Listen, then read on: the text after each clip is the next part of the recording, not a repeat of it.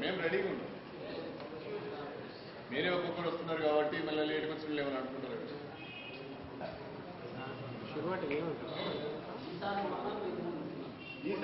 నేను ఎప్పుడు press meet పెట్టినా నేను మాత్రం నేను ఇన్ టైంలో ఉంటాను. ఎప్పుడు జనరల్గా ఒక 2-3 నిమిషాలు ఎప్పుడైతే అయింది కావచ్చు, కానీ అర్ధగంట 10 నిమిషాలు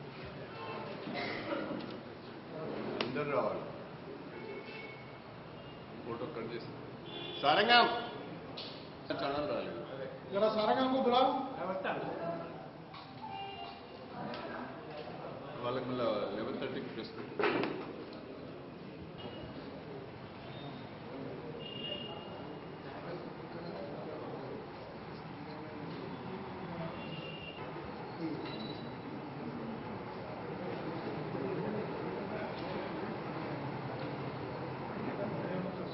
ఆరో తారీఖున తెలుగుదేశం పార్టీ అధ్యక్షులు మాజీ ముఖ్యమంత్రి నారా చంద్రబాబు నాయుడు గారిది రైతు పోరుబాటలో భాగంగా వరంగల్ జిల్లా పాలకుర్తి నియోజకవర్గానికి వస్తున్నారు. తెలంగాణకు వ్యతిరేకంగా మాట్లాడింది ప్రధానమంత్రి మన్మోహన్ సింగ్ గారు. ఇక్కడున్న కిరణ్ కుమార్ రెడ్డి గారు కానీ, ఇక్కడున్న బొత్స సత్యనారాయణ గారు కానీ తెలంగాణ గురించి ఒక్క మాట కూడా మాట్లాడరు.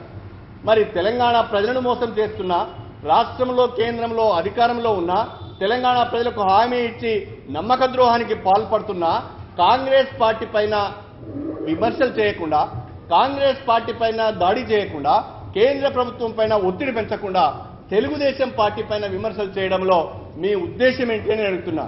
మీరు తెలంగాణ రాష్ట్రం కావాలని కోరుకుంటున్నారా, లేదా తెలంగాణ రాష్ట్ర సాధన ముసుగులో తెలుగుదేశం పార్టీని బలహీనపరచాలనే ఆలోచన చేస్తున్నారా?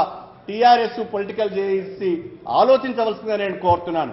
ప్రజలను కూడా ఈ టీఆర్ఎస్ యొక్క విధానాలను, ఆ టీఆర్ఎస్ ను గుడ్డిగా సమర్థిస్తున్న పొలిటికల్ జేఏసీ యొక్క ఆలోచన విధానాన్ని కూడా మీరు ఆలోచించవలసిందిగా విజ్ఞులైన ప్రజలందరికీ కూడా నేను ఇక్కడ తెలుగుదేశం పార్టీ ఈ సమస్యల మీద పోరాటంలో ముందుండి రాజకీయంగా బలోపేతం అవుతారన్న భయంతో రాజకీయంగా తెలుగుదేశం పార్టీని బలహీనం చేయాలనే ప్రయత్నంతో టీఆర్ఎస్ పార్టీ వాళ్ళు ఉన్నారు. దానికి మద్దతుగా జేఏసీ చైర్మన్ కోదండరాం గారు కూడా పిలుపునివ్వడం సమంజసం కాదు.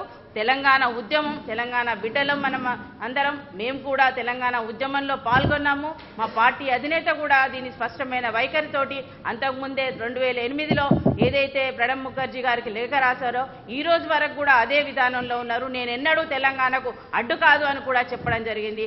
అయినప్పటికీ కూడా ఇంకా మాట్లాడుతూ ఈ పోరాటాన్ని ఆపాలనే ఉద్దేశంతో ప్రతిరోజు ఒక కార్యక్రమాలు తీసుకొని ప్రజల్ని రెచ్చగొట్టే ప్రయత్నం చేయడం ఎంత మాత్రం సమంజసం కాదు. ఇప్పుడున్న పరిస్థితుల్లో ధరలు పెరిగి అన్ని విధాలా కూడా ప్రజలు నష్టపోయే పరిస్థితుల్లో ఉన్నారు. అలాంటి సమయంలో అన్ని సమస్యల మీద పోరాటం చేయాల్సిన బాధ్యత ప్రజలందరిపైన ఉన్నది. దానికి అనుగుణంగా రాజకీయ పార్టీలు ప్రజల వెంట ఉంటూ పోరాటం చేస్తున్నాము.